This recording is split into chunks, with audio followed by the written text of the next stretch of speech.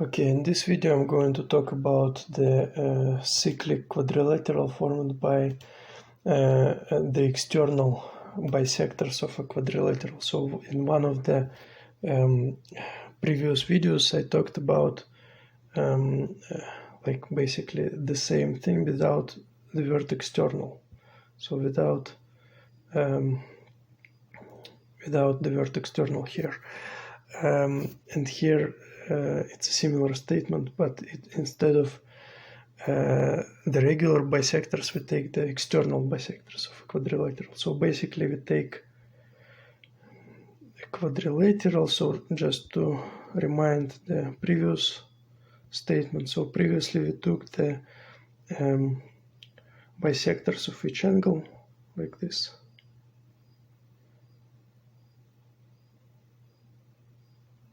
So like this, and the quadrilateral formed by these bisectors, so this quadrilateral was cyclic. So that was the theorem that I proved in one of the previous videos, and now instead of, and here like it's bisectors. So these angles are equal.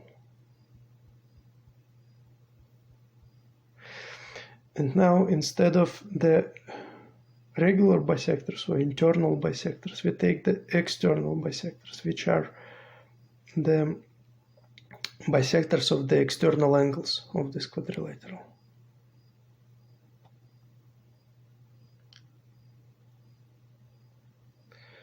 So basically this is the external angle, this is also the external angle, and we take the bisector of this angle. Right?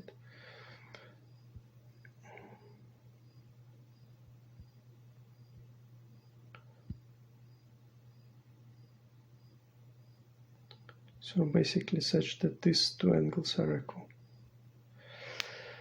And the same for all other external angles. So here we take the bisector .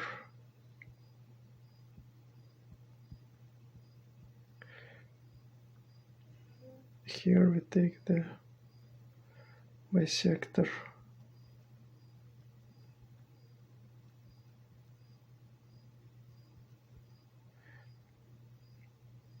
And here we take the bisector .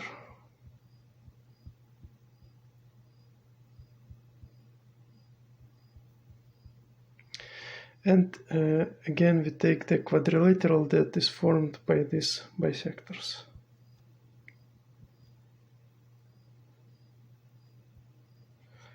So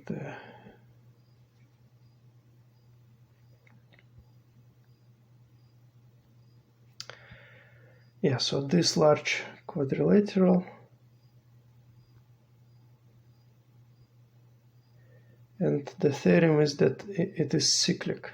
Cyclic means that it is inscribed in a circle. So there exists a circle that passes through all four vertices of this quadrilateral. So let's denote the vertices. So the original would be A, B, C, D, and these intersection points of the bisectors M, N, PQ. And the theorem is that the quadrilateral MN PQ is cyclic. Okay, so let's prove this. So the proof is actually similar to the proof for the internal bisectors. So basically we consider the one of the criterion of a cyclic quadrilateral is that the sum of its opposite angles is equal to 180 degrees. So basically if we have a quadrilateral then it is cyclic if and only if the sum of these two angles, of any two opposite angles, is equal to 180 degrees. So to use this criterion, we are going to calculate the sum of the two angles. So first, let's denote the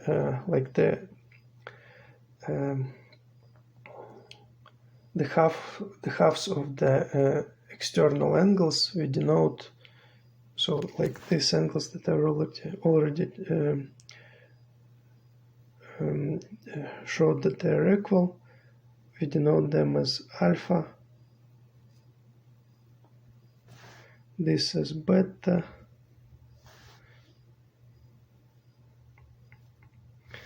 this gamma. Oh no, this is still beta, of course. This is still beta, this gamma, and this delta.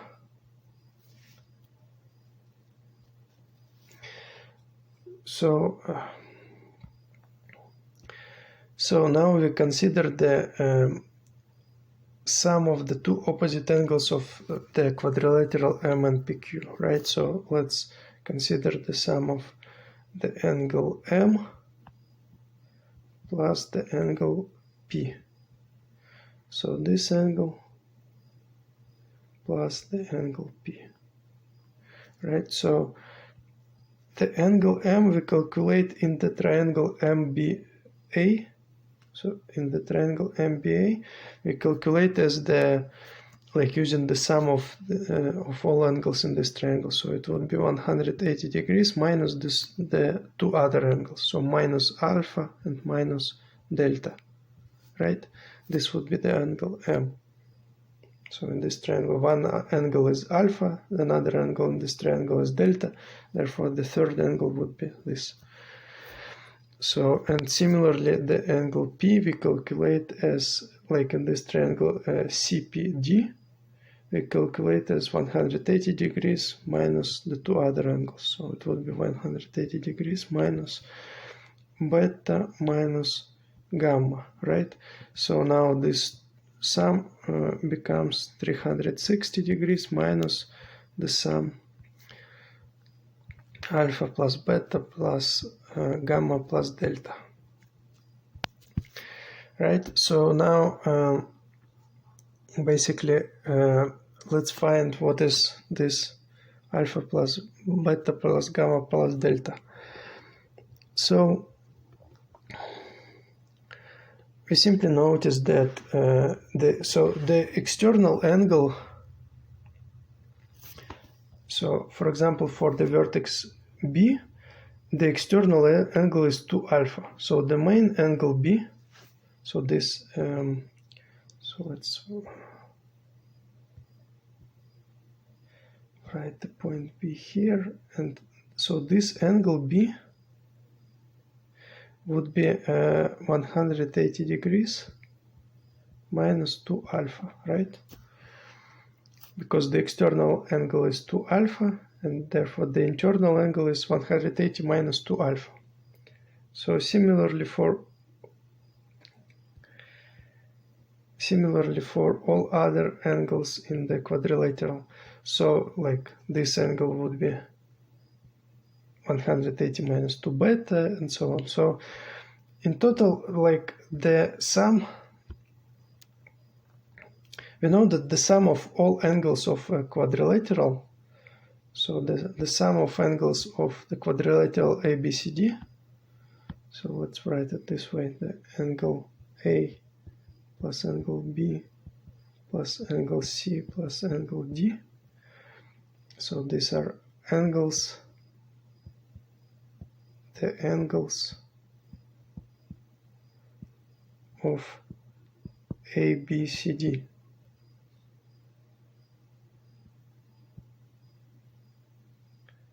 The angles of ABCD. So on the one hand, this should be equal to 360. But on the other hand, this is equal to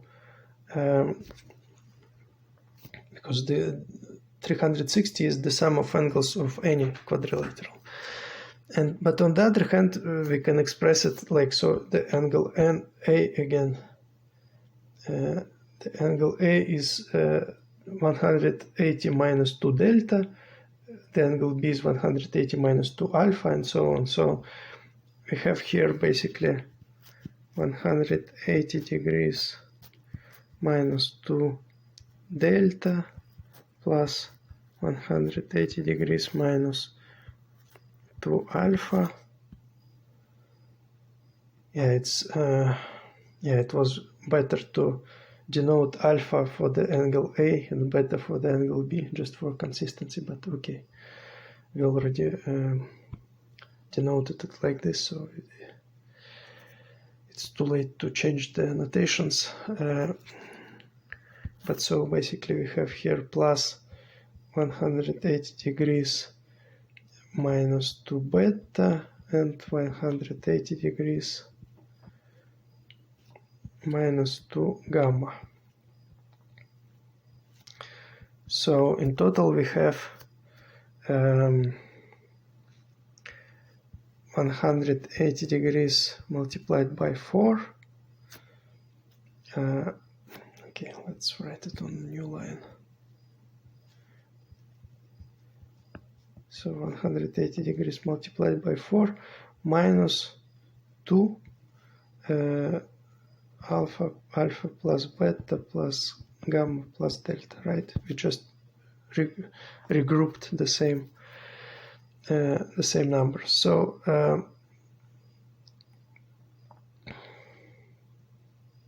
right, so 360 is also 180 multiplied by 2. So therefore, from this we conclude that, so we move we move the this to the left side, and this 360 move to the right side. And so in total we have 2 alpha plus beta plus gamma plus delta is equal to 180 multiplied by 4 minus 180 multiplied by 2, right? Which is equal to 180 multiplied by 2. So, and from this we conclude that alpha plus beta plus gamma plus delta is equal to just 180, right? So that is the conclusion, and we simply now need to use it in the original statement that we started here. So like we started here that the angle M plus P, we concluded that this is equal to this, and now we use the expression alpha plus beta plus gamma plus delta. So so we found that it is 180, so therefore this expression would be 360 minus 180, because this is 180. And so this is equal to 180 degrees. So the angles M and P, M plus P, the sum of these two angles is equal to 180 degrees. That is the conclusion that we proved. And this is so exactly the sum of the two opposite angles in this large quadrilateral M and PQ is equal to 180 degrees. So by the criterion of cyclic quadrilaterals, this immediately implies that this immediately